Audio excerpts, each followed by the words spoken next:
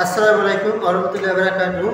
৭৮তম নিবন্ধনে প্রার্থীরা যারা পরীক্ষায় উত্তীর্ণ হবে, মানে ভাইভা পরীক্ষায়, তাদের কিন্তু আবার ষষ্ঠ গণবিজ্ঞপ্তিতে আবেদন করতে পারবে। কিন্তু এই ষষ্ঠ গণবিজ্ঞপ্তির আবেদনের মূল বাধাটা হচ্ছে নারী কোটা। এই নারী কোটাটা কিন্তু এই ফিমেল কোটাটা এত পরিমাণ বেশি, যেটা প্রার্থীদের কিন্তু অনেক সমস্যা ফেলবে। তো আমাদের এমপিও এই নারী কোটাটা, তো নারী কোটা কিন্তু আগের যে প্রজ্ঞাপন ছিল সেখানে কিন্তু 30% নারী কোটা ছিল আগে।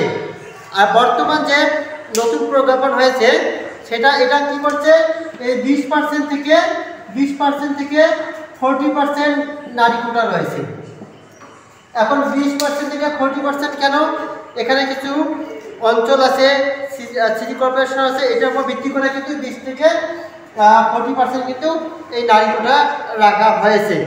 এখন এই নারী কোটাগুলো আসলে ৭৮তম নিবন্ধনে যে প্রার্থীরা আছে, এই প্রার্থীরা কিন্তু এখনই কিন্তু নারী কোটার জন্য এনটিআরসির কার্যালয়ে কিন্তু একটা স্মারক প্রদান করা দরকার। কেন? এই নারী কোটা যাতে একটু পরিমাণটা কম আসে। এখন দেখা যাচ্ছে নারী কোটা যেভাবে আছে অতগুলো কিন্তু নারী কোটা কিন্তু পাওয়া যাচ্ছে না, অতগুলো প্রার্থী পাওয়া যাচ্ছে না। সেক্ষেত্রে ওই পোস্টগুলো কিন্তু শূন্য থেকে যায়। এরকম যে 1 থেকে 5ম গণবিজ্ঞপ্তি পর্যন্ত এই গণবিজ্ঞপ্তিগুলোতে কিন্তু দেখা যাচ্ছে যে নারী কোটা কিন্তু অনেক পোস্ট ফাঁকা থেকে যায়, প্রার্থী পাওয়া যাচ্ছে না। কেন? অতগুলো কিন্তু নারী উত্তীর্ণ হয় না, বা দেখা যাচ্ছে যে অনার্স পর্যন্ত কিন্তু ওইরকম কিন্তু কোনো মেয়েরা কিন্তু অতদূর পর্যন্ত লেখাপড়া করে না, অনেকে দেখা যাচ্ছে যে আগে ঝরে পড়ে। সেক্ষেত্রে এই নারী কোটা যদি একটু শিথিলযোগ্য করা যায়, তাহলে কিন্তু এই ষষ্ঠ গণবিজ্ঞপ্তি কিন্তু ৭৮তম নিবন্ধনের প্রার্থীদের জন্য অনেক একটা সুবিধা হবে। যারা পুরুষ যে কোটাগুলো আছে তাদের ক্ষেত্রে কিন্তু নিয়োগটা অনেক সুবিধা হবে, আমাদের প্রশ্নটা কিন্তু শূন্য থাকবে না। এই নারী কোটার জন্য কিন্তু অনেক প্রতিষ্ঠানে কিন্তু প্রার্থী পাচ্ছে না। কেন প্রার্থী পাচ্ছে না? দেখা যাচ্ছে যে আগে যে কমিটির মাধ্যমে নিয়োগ ছিল, দেখা যাচ্ছে ম্যাক্সিমামগুলো কিন্তু পুরুষের নিয়োগ দিয়েছে। যেহেতু কমিটির মাধ্যমে নিয়োগ, তখন কিন্তু পুরুষ দিয়েছে। এখন দেখা যাচ্ছে যে যেহেতু সাবজেক্ট ওয়ারি নিয়োগ, সেক্ষেত্রে এখন প্যাটার্ন অনুসারে সাবজেক্ট ওয়ারিতে মিলাতে দেখা যাচ্ছে যে অলরেডি পুরুষের কোটা শেষ। এখন বাকি যে শূন্য পোস্ট দেবে সেটা অবশ্যই কিন্তু নারী কোটা হয়ে যাচ্ছে। আর এই নারী কোটা হওয়ার কারণে এখন নারী কোটাগুলো কিন্তু পাওয়া যাচ্ছে না, তখন কিন্তু ওই পোস্টগুলো কিন্তু শূন্য থেকে যায়, এবং পুরুষরা কিন্তু বঞ্চিত হচ্ছে নারী কোটার জন্য। অনেক প্রতিষ্ঠানে আছে এই নারী কোটার জন্য কিন্তু পুরুষরা কিন্তু বঞ্চিত হচ্ছে।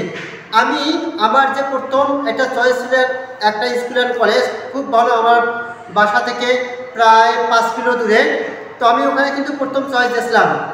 ওখানে কিন্তু যেহেতু আমার দ্বিতীয় গণবিজ্ঞপ্তি নিয়োগ, সেখানে কিন্তু ওই ফিমেল কোটাগুলো এভাবে উল্লেখ ছিল না। আমি যখন ওখানে চয়েস দিয়েছি, পরে দেখতেছি আমার আসেনি। আমার যে নাম্বার কম এক মহিলা কোটা ওখানে গেছে। ওই সময় কিন্তু ওইভাবে কোটাগুলো উল্লেখ ছিল না যে এটা ফিমেল কোটা। আর এখন তো উল্লেখ থাকে কোন প্রতিষ্ঠানে ফিমেল, ওটা উল্লেখ থাকে মেল। আর দ্বিতীয় গণবিজ্ঞপ্তিতে কিন্তু ওই ফিমেল কোটা কিন্তু উল্লেখ ছিল না, ওখানে শুধু এমপিও উল্লেখ ছিল এবং নন এমপি উল্লেখ ছিল। আর এখন তো ফিমেল কোটা উল্লেখ থাকে। এই নারী কোটার জন্য কিন্তু ছেলেরা কিন্তু বঞ্চিত হচ্ছে, এবং অনেক প্রতিষ্ঠান কিন্তু তাদের শূন্য পোস্টের চাহিদা দিচ্ছে কিন্তু পাচ্ছে না প্রার্থী। তো আমার মনে হয় যদি কাল ৭৮তম নিবন্ধনের যে প্রার্থীরা আছে, এরা যদি কেন সড়ক নির্দেশিকা লিখে এনটিআরসির কার্যালয় বা চেয়ারম্যানকে যদি অবগত করা যায় যে আসলে নারী কোটাটা শিথিল করার জন্য, তাহলে আমার মনে হচ্ছে যে শূন্য পোস্টগুলো কিন্তু অনেকটাই পূরণ হবে। এবং যে প্রতিষ্ঠানে শূন্য পোস্টের কারণে কিন্তু শিক্ষার কিন্তু ঘাটতি হয়ে যাচ্ছে, কেন? তা তো ওই কোটাটা পূরণ করতে পারতেছে না, ওই প্রার্থীটা বা ওই শিক্ষককে নিতে পারতেছে না, যেহেতু মহিলা কোটা খুবই কম বা মহিলা প্রার্থী খুবই কম। সেক্ষেত্রে কিন্তু ক্লাসের ঘাটতি পূরণ হচ্ছে না।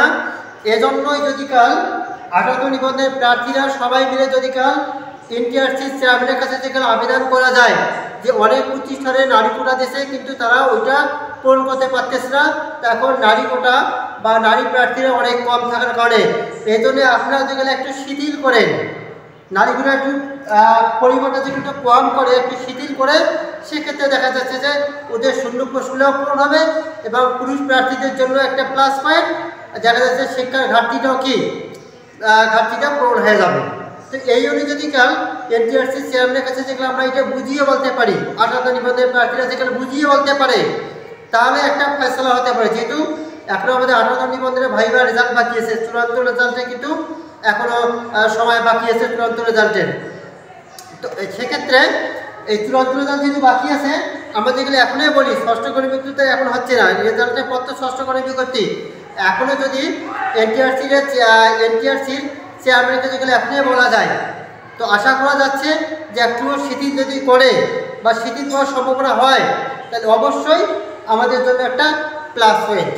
আর একটা প্রতিষ্ঠানে, এখানে একটা প্রতিষ্ঠানে দেখো, এই প্রতিষ্ঠানে কিন্তু দেখা যাচ্ছে যে ফিমেল কোটা এখানে উল্লেখ করা আছে। দেখো প্রতিটা কিন্তু ফিমেল কোটা কিন্তু অনেক, এখানে প্রতিটাতে কি দেখা যাচ্ছে, ফিমেল কোটা দেখা যাচ্ছে। এই ফিমেল কোটার কারণে কিন্তু এই এতগুলো কিন্তু প্রার্থী এই ফিমেল কোটাগুলো কিন্তু পূরণ হবে না, সেক্ষেত্রে শূন্য পোস্ট থেকে যাবে এবং শিক্ষার ঘাটতিটা পূরণ হচ্ছে না। তো আমাদের 18 নিবন্ধনের অতি দ্রুত এনটিআরসি চেয়ারম্যানের সাথে দেখা করে একটা স্মারকলিপি দিয়ে ওনাকে কিন্তু বুঝিয়ে বললে আমার মনে হয় যে এই নারী কোটাটা একটু হলেও শিথিলযোগ্য করতে পারে।